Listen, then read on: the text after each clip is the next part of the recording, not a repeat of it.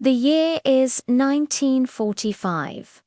Japan's empire, once a titan stretching across the Pacific, is on the verge of total collapse. The atomic bombs have fallen, the emperor has spoken, and the war is officially over. But for thousands of Japanese soldiers scattered across remote, jungle-choked islands, the war is anything but. They refuse to surrender. They refuse to believe the news. These are the holdouts, the men who would continue to fight World War II for decades after it ended.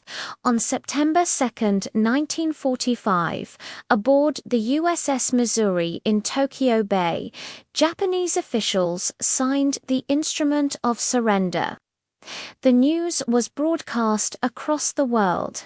The emperor himself, a divine figure to his people, addressed the nation via radio, urging them to endure the unheard. For most, this was the final, definitive word. The war was over.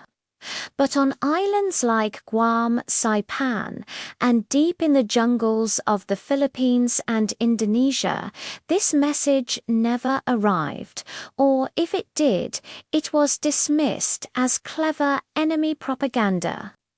Imagine being a soldier thousands of miles from home, completely cut off from your command structure.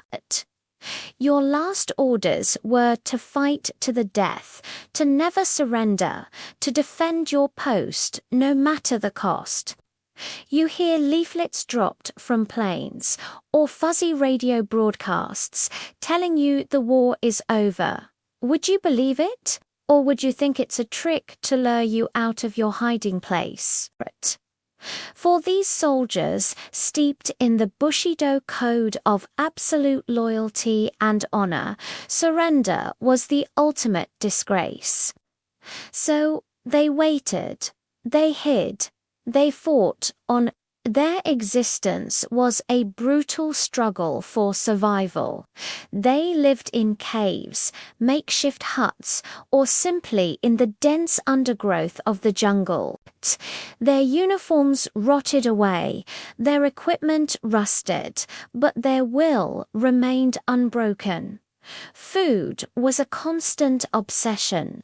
They foraged for plants, hunted animals, and often they raided local villages for supplies, which tragically led to skirmishes and deaths on both sides long after peace had been declared. They were ghosts, living in a time warp, fighting a war that only existed in their own minds.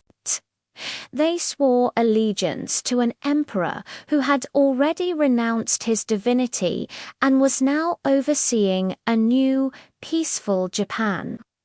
As the years ticked by, from the late 1940s into the 50s and 60s, some of these holdouts began to emerge.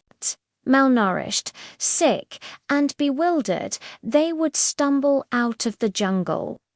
Sometimes captured by local authorities, sometimes giving up after finding a Japanese newspaper that finally convinced them. Each story was a headline, a shocking reminder of the war's enduring psychological scars. But the most famous, and perhaps the most incredible, case is that of Lieutenant Hiroo Onoda, stationed on Lubang Island in the Philippines. Onoda and a small group of men continued their guerrilla campaign for nearly 3 decades. His orders from his commanding officer in 1944 were explicit. You are absolutely forbidden to die by your own hand. It may take 3 years, it may take 5, but whatever happens, we'll come back for you. Until then, so long as you have one soldier, you are to continue to lead him. You may have to live on coconuts. If that's the case, live on coconuts. Under no circumstances are you to give up your life voluntarily. Onoda took these orders to heart.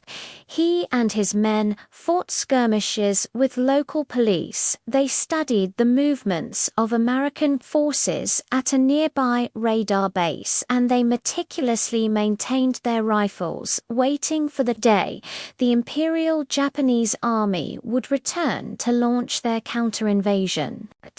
Over the years, his companions were either killed or surrendered, until by 1972 he was completely alone. The world tried to reach him. His family came to the island pleading with him over loudspeakers. Leaflets and newspapers were left for him to find, but Onoda believed it all to be an elaborate ruse. For him, the war was still on. It wasn't until 1974, when a young Japanese adventurer tracked him down, that the end began.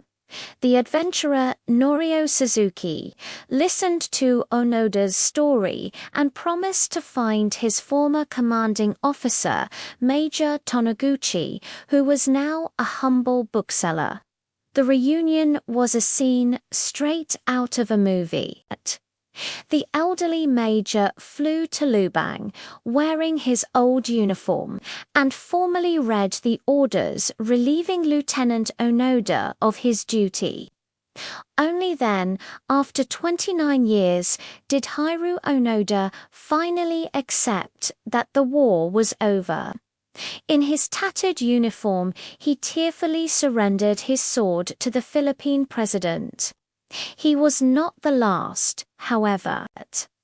The final known holdout, a man named Teruo Nakamura, was discovered later that same year in Indonesia.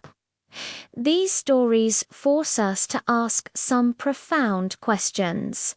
Were these men the ultimate paragons of duty and honor, soldiers who followed their orders to the absolute letter, or were they tragic figures trapped by a fanatical ideology, their lives wasted fighting a phantom war? Perhaps they were both. Their story is a powerful and haunting testament to the human capacity for belief, endurance, and the long, dark shadow that war can cast. Thanks for watching. If you found this story as fascinating as I did, make sure to like this video and subscribe for more incredible stories from history. See you next time.